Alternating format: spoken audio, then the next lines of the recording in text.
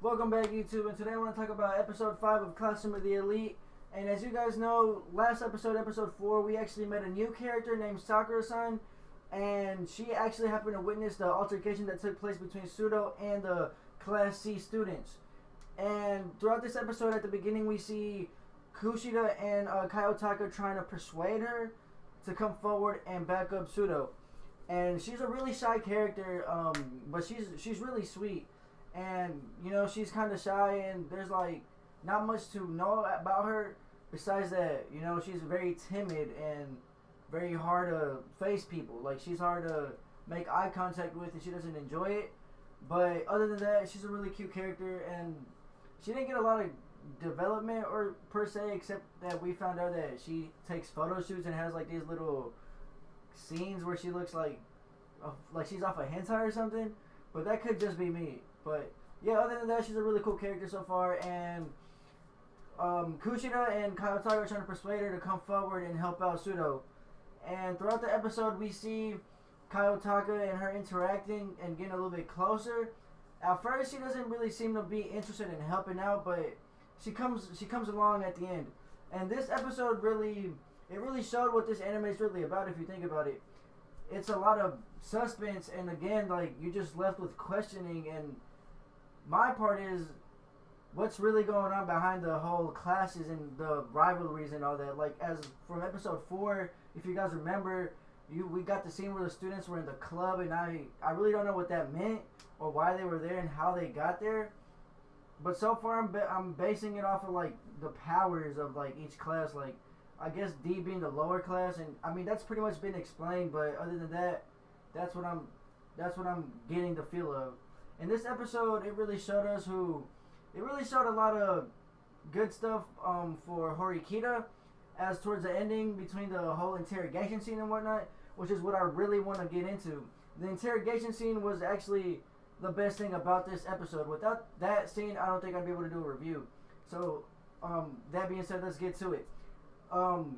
We got Kayotaka and Horikita facing off against Class C and trying to prove Pseudo's innocence. And, you know, I'm trying to think. Horikita, she freezes up, and Kayotaka, again, we see like a part of him that we don't really know. Like, this character, even though he's the main character, we're still left in mystery, like, to figure it out ourselves. He has all these like abilities and things that he does. Like, we really don't know much about this character, but even though we don't, he's really interesting, and he knows how to like shake people up and whatnot. And you know, they pull through with it, and he gets Horikita to stand up and fight for Pseudo's innocence. And seeing that really helped out about what the series was, if you guys are following me. And on top of that, Horikita was actually in shock because the class president was there, which is, as we all know, her brother. So she didn't know probably how to face that off. But she came through at the end, and I'm guessing she showed her brother, but her brother is still, like, he's ice cold. He's an ice cold character, and we're still left in the shadows. Like, most of these characters we really don't even know much about and what their motives is, and it's only like episode 5 out of 12. And I'm thinking this is where things are starting to pick up. We got Class C coming into play, the class president, and towards the end of this episode, we actually get a scene that's gonna lead up to episode 6, where Kayotaka and the class rep are like having like, they're gonna have like a one-on-one, because Horikita's brother actually challenges Kayotaka to see if he can actually prove Pseudo's innocence.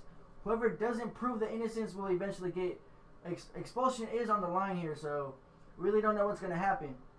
And other than that, like, this episode really showed us how it was all going to go down in the future. And I really think that they're setting up for something bigger. That could just be me, but they seem like it's getting better. It's advancing. Like, the first episodes, they're not really fast paced. They're just introduction and like all these characters and whatnot. And not a lot of development. They're kind of like bland characters. Like, they're just cute looking, and the art style is really nice. But so far, the anime concept is like what's keeping me coming back to this show. Other than that, the characters, there's still something lacking in them. So far, I gotta say my favorite character has to be Kayotaka. Even though he's our main protagonist, he's the only one that makes me interested. Horikita's still like ice cold, and like she doesn't really give off any vibe. She's just like bland. And And Kushida, she's cheerful. Although I don't really enjoy her character as much, just because she's like two-faced. If you guys remember, like from episode 3, she was threatening to file rape against our main character. Like, who does that? Like, she's fucking weird. But other than that, like, Sudo, he's a pretty rebellious character, and he gets barely to little like screen time. Like, yeah, this is kind of revolving around him, but at the same time, it's just giving other characters a time to shine. You know, Horikita showing off her detective skills and how she interrogates the rest of the people, and how she also, like, everything happened because of Sudo, but yet Sudo, there's not like a lot of information about him. He's just troubled and like violent, and like, why is he like that? We don't know.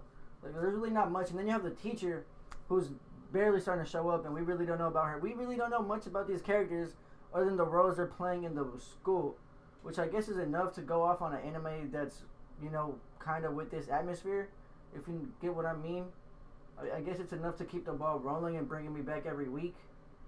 But yeah, this episode was really good. I enjoyed it, and I'm really interested to see what's gonna happen between Kayotaka and the class president. And I feel like the season finale and like the last couple episodes are gonna lead up to them showing down, and like it's just, I feel like the season finale is just gonna be like over the top, and it's gonna be great. But so far, halfway through the series, I'm like, it's a good like 7.5 out of 10. And yeah, if you guys enjoy Classroom Elite, please feel free to let me know what you guys think of it. What animes that are coming out are worth watching, and you know, anything else you guys want to share with me, please go below in the comment section. Let me know, and I'll see you guys next time.